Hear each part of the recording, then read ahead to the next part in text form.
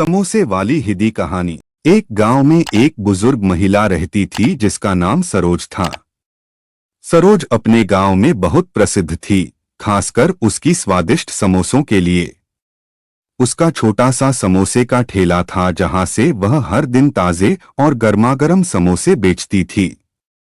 गांव के लोग तो उसके समोसे खाने के लिए दूर दूर से आते थे।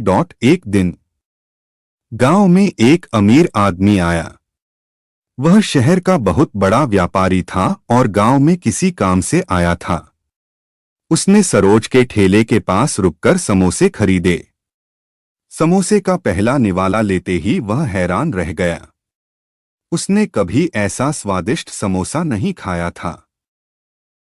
उसने सरोज से पूछा, मां जी, आप इतने स्वादिष्ट समोसे कैसे बनाती हैं? सरोज ने मुस्कुराते हुए कहा, बेटा, इसमें कोई खास बात नहीं है, बस मैं दिल से बनाती हूँ। जब भी मैं समोसे बनाती हूँ तो मैं सोचती हूँ कि इन्हें खाकर लोग खुश हों।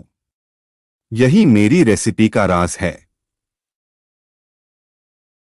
पारी को सरोज की बात बहुत पसंद आई। उसने सोचा कि अगर ये समोसे शहर में बेचे जाएं तो बहुत बड़ा कारोबार हो सकता है। उसने सरोज को शहर चलने का प्रस्ताव दिया और कहा, मां जी, आप मेरे साथ शहर चलिए। मैं आपके समोसे पूरे देश में बेचूंगा और हम बहुत पैसे कमाएंगे। सरोज ने थोड़ा सोचा और फिर मना कर दिया। उसने कहा, बेटा, मुझे पैसे की लालच नहीं है। मैं यहाँ खुश हूँ और मेरे समोसे से गांव के लोग खुश हैं। मुझे और कुछ नहीं चाहिए। व्यापारी को सरोज की सादगी और संतोष ने बहुत प्रभावित किया।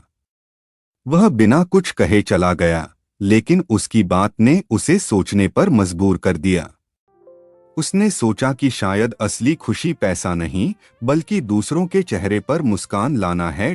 सरोज ने उसी तरह गांव में समोसे बेचने का काम जारी रखा और उसकी कहानी गांव में एक प्रेरणा बन गई।